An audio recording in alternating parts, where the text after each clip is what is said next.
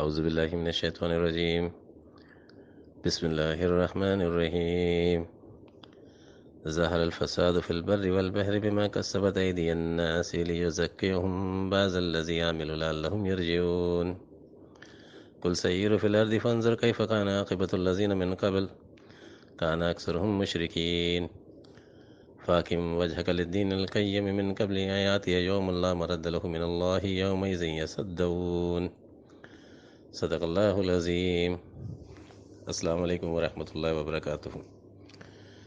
یہ سورہ روم کی آیتیں ہیں جس میں ارشاد ہوتا ہے، ظاہر ہوا فساد خشکی اور تری میں بسبب اس کے جو کمایا لوگوں کے ہاتھوں نے، تاکہ وہ چکھائے ان کو اس کا کچھ جو انہوں نے عمل کیے، شاید کہ وہ رجوع کریں۔ آپ کہہ دیجئے تم لوگ سیر کرو زمین کی، بس دیکھو کیسا ہوا تھا پہلے لوگوں کا انجام، اکثر ان میں مشرک تھے۔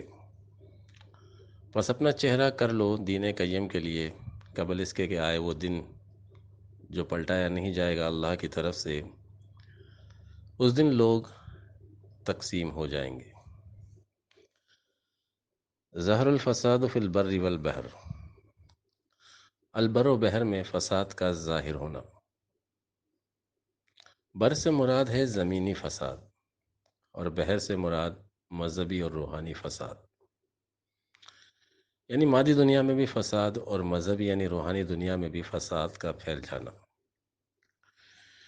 یہی وہ حالات تھے جب آقائے دو جہاں سرور عالم خاتم النبیین رحمۃ للعالمین صلی اللہ علیہ وسلم کی آمد اس کرۂ ارض پر ہوتی ہے۔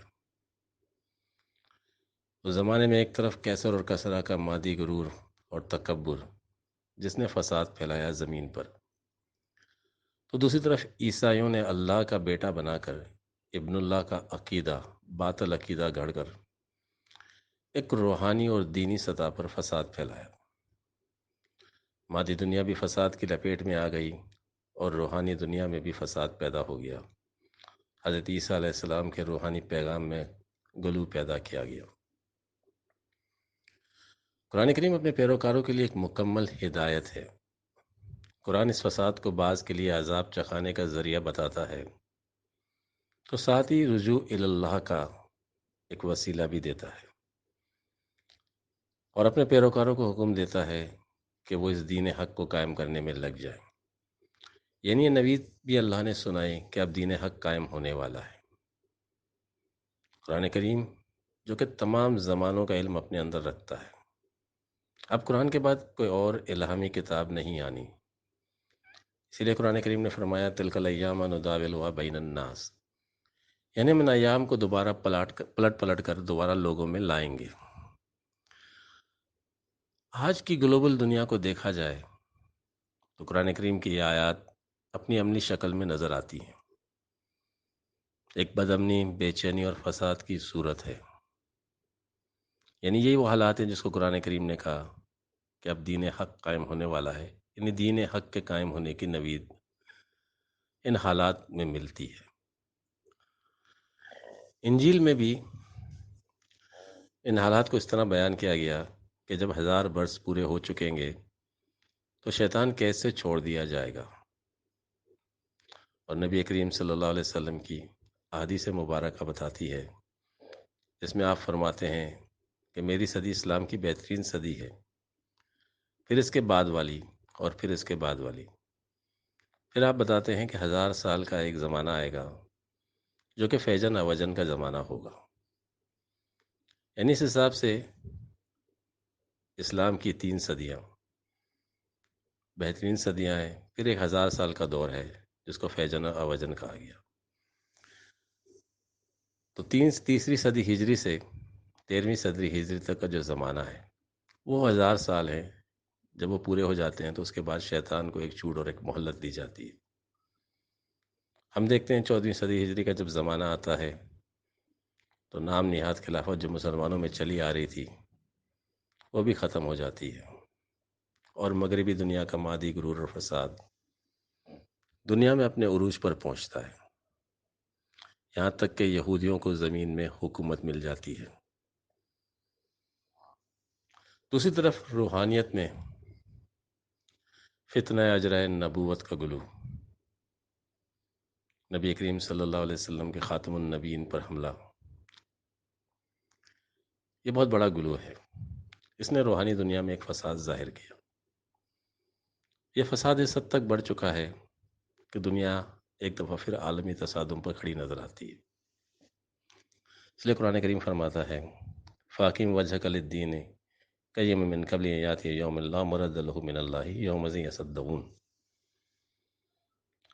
یصدعون کہتے ہیں کسی مضبوط چیز کا ٹوٹ جانا۔ اللہ کی یہ سنت رہی ہے کہ جب فساد اپنی حد سے بڑھ جاتا ہے اور کفر اپنی پوری طاقت سے ظاہر ہو جاتا ہے تو پھر اللہ اس کو پکڑتا ہے۔ جیسے قرآن کریم نے فرمایا فَلَمَّا نَسُوا مَا ذُكِرُوا بِهِ فَتَحْنَا عَلَيْهِمْ أَبْوَابَ كُلِّ شَيْءٍ حَتَّى إِذَا فَرِحُوا بِمَا أُوتُوا أَخَذْنَاهُمْ بَغْتَةً فَإِذَا هُمْ مُبْلِسُونَ۔ یعنی جب یہ ہمارے ذکر کو بلا دیتے ہیں تو ہم ان پر ہر چیز کے دروازے کھول دیتے ہیں، یہاں تک کہ وہ خوش ہو جاتے ہیں جو کچھ ان کو عطا کیا جاتا ہے، تو پھر ہم ان کو اچانک پکڑ لیتے ہیں۔ فَقُطِعَ دَابِرُ الْقَوْمِ الَّذِينَ ظَلَمُوا، اور پھر ہم ظالم لوگوں کی دوبر کاٹ دیتے ہیں۔ الحمدللہ رب العالمین، اور پھر اللہ رب العالمین کی ہی حمد ہوتی ہے۔ یعنی اللہ کی سنت ہے کہ ان دجالی اور دوالین کے دور کے بعد پھر دینی حکومت کا دور آ جائے گا، جس کی بنیاد نبی کریم صلی اللہ علیہ وسلم نے رکھی تھی۔ لا مرد لہ من اللہ، یہ اللہ کی طرف سے ہے اور اس کو کوئی پلٹا نہیں سکتا۔ یعنی حق غالب ہو کر رہے گا اور اس کو کوئی نہیں پلٹا سکتا۔ جس طرح سورج جب طلوع ہوتا ہے تو دنیا کی کوئی طاقت اس کو دبا نہیں سکتی، پلٹا نہیں سکتی۔ اسی طرح اللہ کا دین غالب ہو کر رہے گا اور کوئی اس کو روک نہیں سکتا، اور یہ کفر اور شیطان کی یہ مضبوط باطل حکومتیں، یہ مضبوط دیواریں، یہ یصدعون ہو جائیں گی اور یہ ٹوٹ کے رہیں گی اور اللہ کا دین قائم ہو جائے گا۔ مجھے آہ و فغاں نیم شب کا پھر پیام آیا، تھا میں رہرو کہ شاید پھر کوئی مشکل مقام آیا۔ ذرا تقدیر کی گہرائیوں میں ڈوب جا تو بھی، کس جنگا سے میں بن کے تیغ بے نیام آیا۔ یہ مصرع لکھ دیا کس شوق نے محراب مسجد پر، یہ نادا گر گئے سجدوں میں جب وقت قیام آیا۔ چلے میری غریبی کا تماشا دیکھنے والے، وہ محفل اٹھ گئی جس دم تو مجھ تک دور جام آیا۔ وآخر دعوانا الحمدللہ رب العالمین۔